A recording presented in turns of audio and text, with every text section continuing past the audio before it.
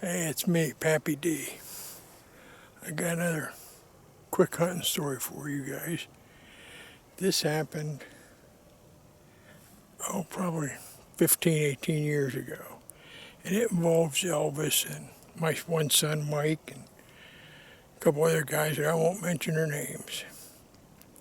Well, Pappy used to raise beagles. I had 3 real good ones. I had Dauber, I had Jake, and I had Abigail. And old Elvis, he wanted to have beagles. So he went out and bought a beagle pup, and he named it Gage. So we were going over the first Saturday of small game season in Pennsylvania over to the cabin.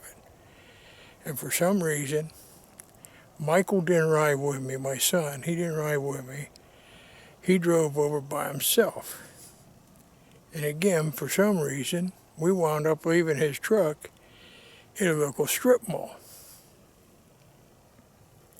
So we get out to camp, and we get everything all set up. I got my 3 dogs in the house because my dogs were well behaved. Elvis shows up, and he's got Gage, who was a pup, probably about 8 or 9 months old, and he's got this real old beagle named Jonas. Jonas was deaf as a post, and neither one of them could be left in the house.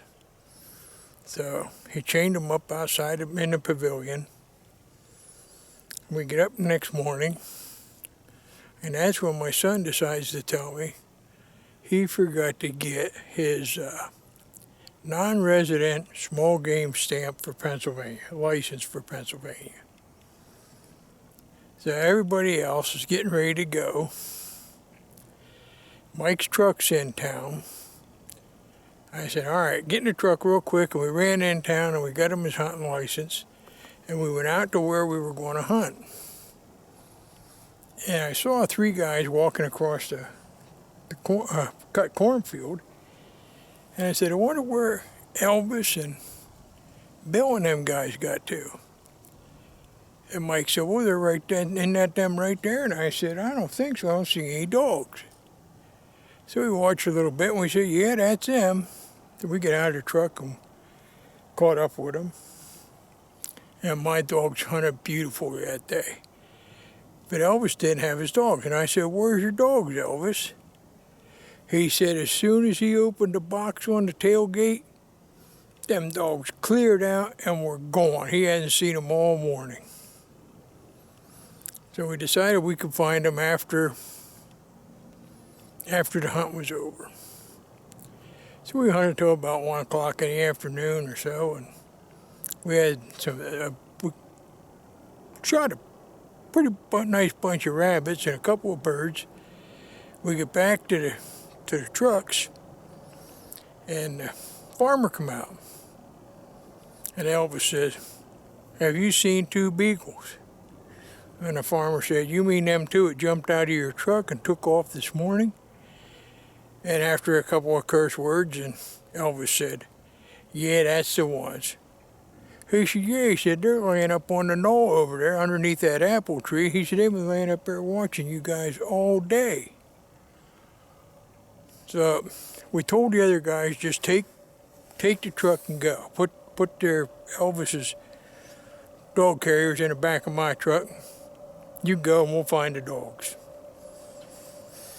So we hiked up and found the dogs, brought them back, put them in the carriers, went back to camp. Had a pretty uneventful evening. So the next morning we get up and decided we were going to go in town and get some breakfast at the Best Buy diner. So it was my son and Elvis and I said, what are you going to do with your dogs, Elvis? And he said, I'm going to tie them up under the pavilion because they'll tear the camp apart if they're inside there. Oh, another little side story about Jonas. Jonas was deaf as a post. You had to shoot a gun in the air just to get his attention. And once you had his attention, then he'd come and do what you wanted him to do. Anyhow, Mike, Elvis, and I, we drive into town, and we have our breakfast, and we come back out. my 3 dogs were laying on the couches in the camp. Elvis's dogs chewed through their ropes and took off. So after a few choice curse words, Elvis started looking for his 2 dogs, Gage and Jonas. He's yelling and screaming and yelling, and we're walking around. Finally, Mike yells, he goes, "I got them, they're down here in the swamp." So Mikey threw a rope on them and drug them back up. And I said, "Elvis, we got to get going, man. We wasted too much time. We got to drive the whole way back to New Jersey." So Mikey and I jumped into my pickup and took off into town. We had to stop at this little strip mall to get Mike's truck. And just as we pulled in, Elvis's Dodge comes screaming in the parking lot. And he was pretty upset. And I said, "What's going on?" He said, "You got my dog carriers in the back of your truck." Well, my dogs always rode in the back seat of my pickup truck. All right, they lay back there. Now, they get the seats muddy or whatever. So we said, "Oh, okay, here." So we grabbed the 2 carriers that we forgot were in the back under the cap that I have on the truck.